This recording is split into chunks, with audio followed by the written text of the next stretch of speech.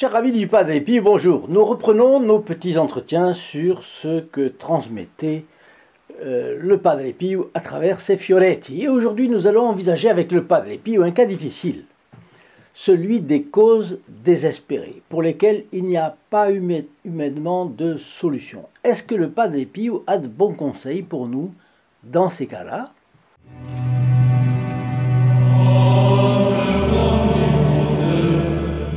Maladies graves, rapports humains difficiles, crises de toutes sortes. Nous avons survolé une situation semblable dans la précédente vidéo intitulée « Crise matrimoniale » qui a trouvé une issue heureuse. Et dans ce dernier cas, les explications entre les personnages n'avaient plus aucun effet. Temporiser ne servait plus à rien. Les efforts s'avéraient inutile. Se taire, favoriser le statu quo, parler ne ferait qu'envenimer les choses. Donc, humainement, la cause était désespérée. Il n'y avait plus rien à faire. Si ce genre de situation se présentait à nous, nous penserions, bien entendu, à l'aide du ciel. Et j'espère que nous n'attendrions pas pour prier que la situation devienne calamiteuse. Bref. Pour toucher le ciel, 3 moyens s'offrent dans un cas pareil. 3 moyens qui ne s'excluent pas. Prier plus, des chapelets, une neuvaine, une neuvaine au Padre Pio, bon, faire des sacrifices, des privations, des aumônes, comme au cours du carême on en fait, faire dire des messes, un pèlerinage, une parenthèse. Le meilleur sacrifice conseillé par l'Église, c'est celui qui consiste à lutter contre son vice capital, vous le savez. Bon. Et puis le troisième moyen, c'est de se résigner, supporter avec le plus de patience possible, en attendant que le ciel s'ouvre. Bon. Nous avons tous remarqué ces attitudes plus ou moins autour de nous, je pense. Le plus souvent, la personne éprouvée rentre les épaules, vit avec ses préoccupations, elle supporte, elle se résigne. Eh bien, nous allons voir ce que le Padre Pio pense de tout cela, parce qu'il lui est arrivé de prendre position sur cette question. Et je crois que cela vous sera d'une grande utilité. Alors, j'ouvre encore l'ouvrage de Catarina Tangari, le message de Padre Pio, page 72, et je lui laisse la parole. C'est elle qui parle. Au cours d'une confession, j'ai demandé au Padre Pio un conseil pour la conversion d'une personne qui m'est particulièrement chère. Or, un enchaînement de circonstances compliquées, très défavorables, s'opposait à cette conversion, de telle sorte que je me confrontais à d'insurmontables difficultés. Finalement, il n'y avait, humainement parlant, plus aucun espoir d'amélioration. Après avoir exposé le cas au Padre Pio, je lui ai demandé « Padre, que dois-je faire pour obtenir cette conversion ?» Le Padre Pio ne m'a donné aucune formule toute faite, aucune prière miracle. Il ne m'a d'ailleurs pas parlé de prier, ni non plus d'offrir des sacrifices, ni même de me résigner. Ni prière, ni sacrifice, ni se résigner avec patience. Mais alors, c'est moi qui ai ajouté ça.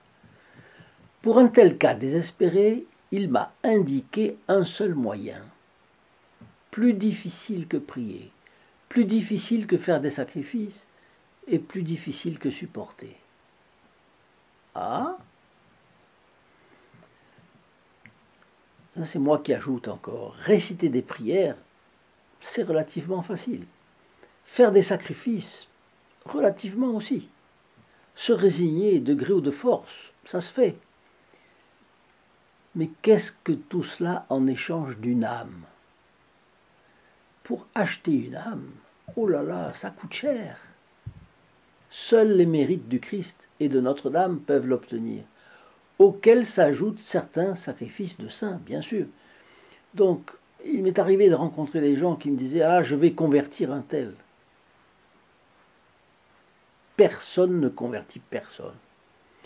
Les missionnaires qui partaient au XIXe siècle étaient bien conscients qu'ils y allaient, ils faisaient le sacrifice d'y aller, mais qui convertissait, c'était Dieu. Point. Alors, Catarina Tangari continue. Le Padre Pio m'a dit, porte tout en paix. Pour cette conversion, mets toute chose sur la balance de la divine justice. On peut rester perplexe là. De la divine justice, qu'est-ce que ça veut dire?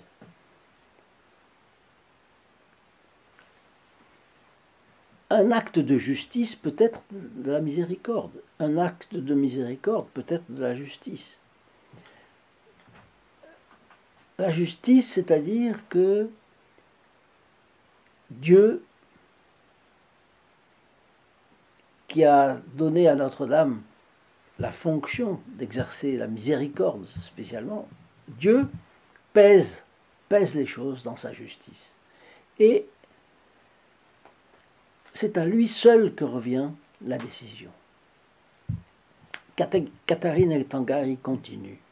Depuis cette confession, je me suis appliqué à mettre en pratique ce salutaire et efficace conseil. Portez tout en paix. Ce n'est pas facile à réaliser, continue-t-elle, parce que cela demande une humilité spéciale, spécialement grande, et nous ne sommes pas véritablement humbles.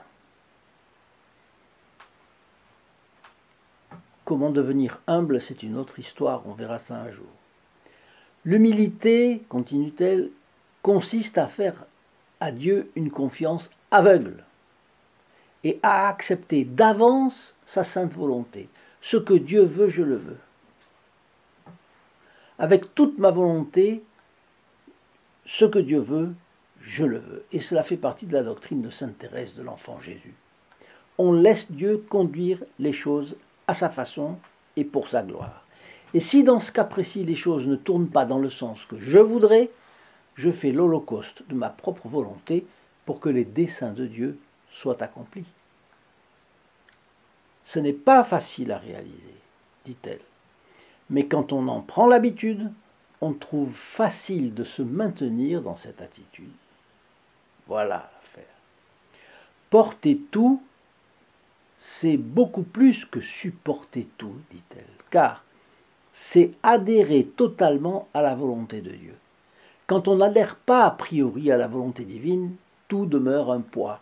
Les préoccupations, les inquiétudes, les angoisses, les tribulations, les ingratitudes reçues, les peines, tout nous semble trop lourd, beaucoup trop lourd. Dans la simple résignation, on ne trouve pas la paix. Parce que toute blessure s'ouvre de nouveau à chaque occasion et reste assujettie à notre rébellion intérieure, plus ou moins larvée. Ce serait comme une goutte de poison qui viendrait gâter le meilleur vin. Notre rébellion enlève même son efficacité à notre sacrifice. Tout ça, c'est profond. On peut méditer sur tout ça. Hein. C'est très, très intéressant, je trouve. Elle continue. En étant résolue à porter tout en paix, la perspective change et du coup le courage aussi, s'abandonner en toute confiance, comme le fait un enfant dans les bras de son père. Et c'est ce que nous avons déjà commenté plusieurs fois, la doctrine de sainte Thérèse de l'Enfant Jésus. Sainte Thérèse de Lisieux faisait cela, le Padre Pio faisait cela, c'est moi qui commente. Résultat, pour Dieu, leurs prières et leurs sacrifices étaient des holocaustes d'agréable odeur. Donc, l'amour de Dieu rend tout facile, nous guide et nous fortifie. Plus rien, ajoute Catarina Tangari, plus rien ne trouble l'action de Dieu en nous et plus rien ne fait obstacle à l'efficacité de nos efforts au profit des autres. Parce qu'elle parle bien sûr de la perspective de la conversion.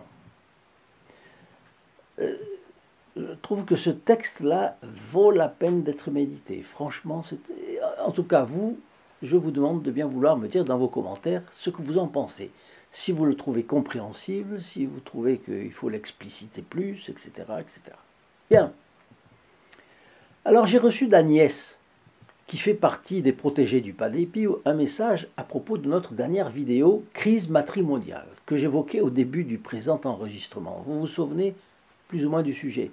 Un jeune ménage était secoué par une crise qui, hélas, ne laissait aucun espoir de voir la situation s'améliorer, pour la raison que le mari, qui avait 28 ans, était déjà pris dans les griffes du diable, et celui-ci lui avait fait miroiter que des relations extra-conjugales lui apporteraient plus que sa femme et que sa petite fille de 2 ans. Donc ils étaient relativement jeunes mariés, ils avaient 2 ans, une petite fille de 2 ans, et son foyer était déjà définitivement brisé.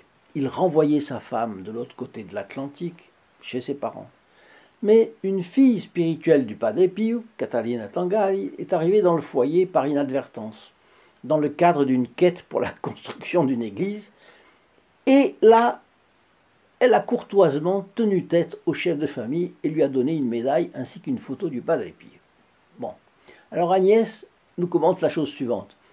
La famille R, c'était son nom de famille, R, a vraiment eu de la chance d'avoir 2 anges terrestres dans cette crise matrimoniale. D'abord Cataline, qui s'est trouvée là de manière providentielle, et ensuite notre bon capucin qui a mis le paquet. Effectivement, il a mis le paquet puisqu'il est apparu la nuit au mari infidèle. Bon. Le mari semblait n'avoir aucune volonté de sauver son couple. Malgré cela, le Padre Pio a fait un miracle de bilocation en lui, apparaissant soudain.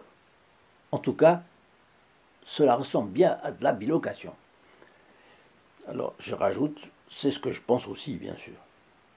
Évidemment, après, dit Agnès, ça paraît difficile de résister à une telle apparition. Oui, ça paraît difficile, mais combien ont résisté dans l'histoire? On ne le connaît pas, mais combien? Agnès continue. Peut-être que ce qui a aidé à l'heureuse issue de l'histoire, c'est aussi que malgré tout, le mari avait fait un don généreux. Preuve qu'il n'était pas au fond complètement égoïste. Le Padre Pio et la grâce ont fait le reste. Alors, je partage cette intuition d'Agnès. Lorsque les gens sont incapables de sacrifice, c'est que l'égoïsme, comme une tumeur maligne, s'est développé de telle manière qu'il n'est plus possible de le contenir. Or, cet homme avait un filon généreux dans l'âme, et moyennant le choc salutaire de l'apparition du Padre Pio, il a eu l'humilité de revenir en arrière, auprès de sa femme. Qu'on le veuille ou non, il lui aura fallu une dose d'humilité aussi pour la regarder en face et baisser les yeux devant elle. Puis il lui aura fallu de la générosité pour accepter le sacrifice que cela entraînerait pour lui. De toute façon, il est probable que son acte de générosité a pesé dans le cœur de Dieu pour recevoir une nouvelle grâce de conversion. C'est une chose qu'il ne faut pas oublier, parce que la générosité, c'est ce qui s'oppose à l'égoïsme. La générosité, c'est une chose que c'est très proche de l'amour. Elle fait partie de l'amour. Elle n'est pas tout l'amour, mais elle fait partie de l'amour. L'amour de Dieu, la louange, l'adoration de Dieu inclut la générosité. Et c'est une des raisons pour laquelle je remercie une fois de plus tous les membres, tous les protégés du Padre Pio qui sont généreux, et justement ils le font avec de l'âme. Et donc c'est une occasion pour moi de les remercier de tout cœur. Comme la grâce de Dieu est belle à contempler, je ne sais pas si vous êtes d'accord. Quand on voit l'histoire du Padre Pio, mais aussi l'histoire des saints dans le passé, comme la grâce de Dieu est belle à contempler. Chers amis du Padre Pio, si vous ne faites pas partie des protégés du Padre Pio, venez me retrouver sur le lien www.st-padre-pio.fr que je vous laisse ici en description, vous noterez qu'on peut toujours faire un acte militant au service du Padre Pio. Je vous garantis qu'on ne le regrette pas. Les témoignages réguliers des protégés du Padre Pio ici sont là pour le confirmer. En tout cas, chers amis, je vous souhaite une excellente journée et je vous dis à très bientôt. Au revoir. In nome del Padre, del Figliolo e dello Spirito Santo, e così sia. Sia lodato Gesù e Maria.